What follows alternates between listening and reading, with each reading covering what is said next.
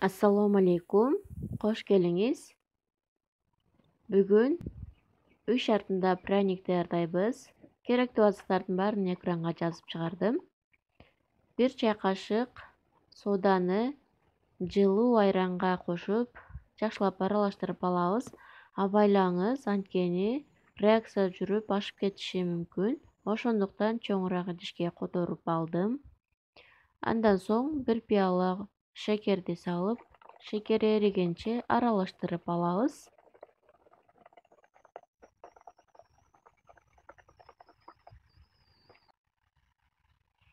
Bir piyala өсүмдүк майын куюп, аралаштырып чыгып, андан соң 3 жумуртканы чагып, тагыраак айтканда 2 жумуртканын агын пряникибиздин глазуруна иштетебиз. 2 жумуртканын агын алып, муздаткычка салып коюңуз.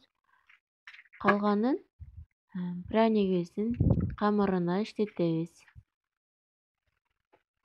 Жакшылап аралаштырып алган соң 850 грамм унга 1 пакет ванилинди кошуп, жумшак камырды даярдайбыз. Колго жабыша турган камыр болот.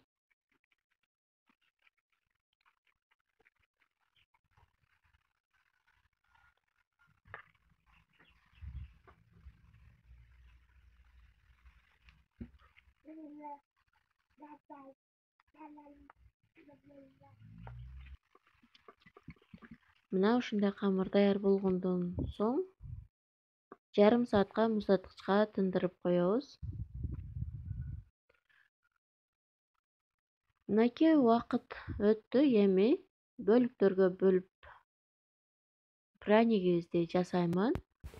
Муздаткычта турганда камырыбыз бир аз болсо да катып, колго жабышпай турган болуп калат.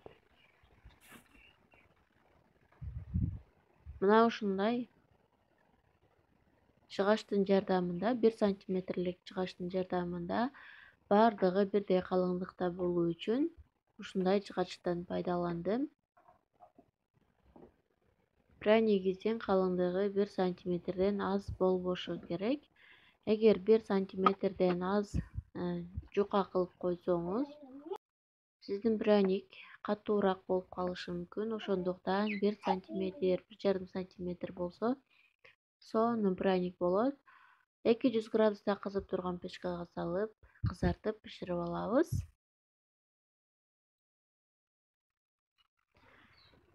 Эми калган бөлүктөрүнө башкача форманы берем.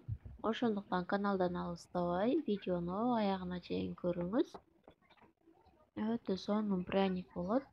Сиз мындай пряникти даярдаган соң базардан, магазинден, дүкөндөрдөн пряник сатып албай каласыз деген ойдомун.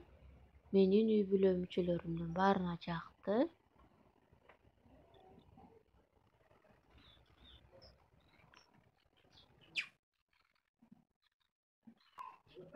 Мынакей, өзүңүздөр көргөндөй стакандын жардамында форма берип кесип алдым. Листке тизип, духовкабызда бышырып алабыз. Албетте духовканын табы ар кандай, табына жараша салып бышырып алыңыз. Калыңдыгы 1 сантиметр болду.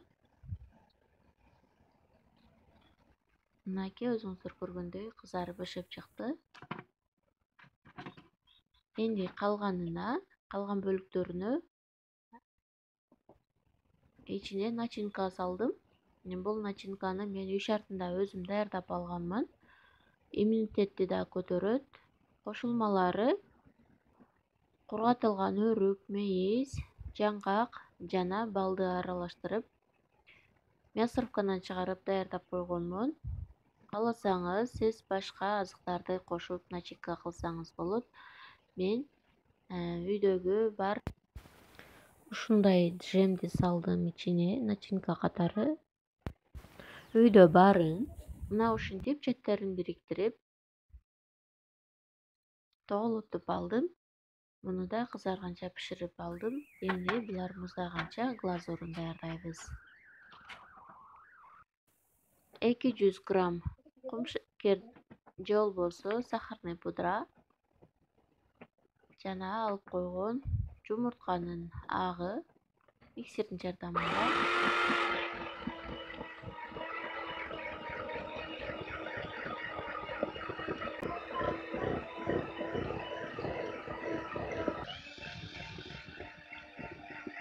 5-6 минутада ушундай көрүнүшкө келди.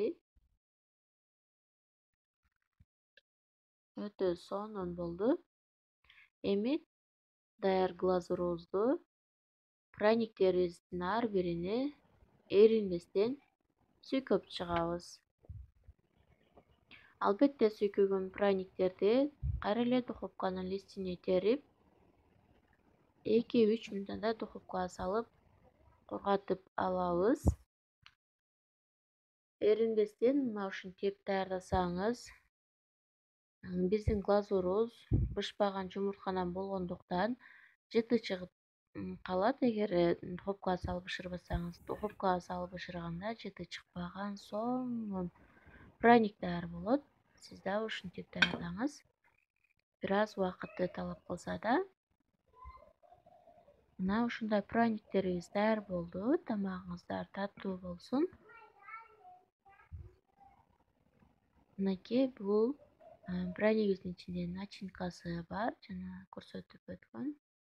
Мына ушундай сонун праниктер даяр болот.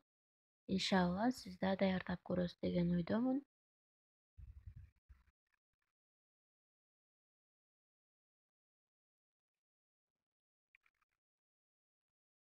Жумшак.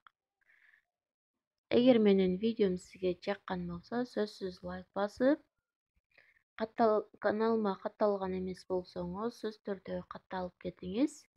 Жана да комментарийга өз ой пикириңизди калтырыңыз. Кийинки видеодон амандашканча Аллахка аманат болуңуз.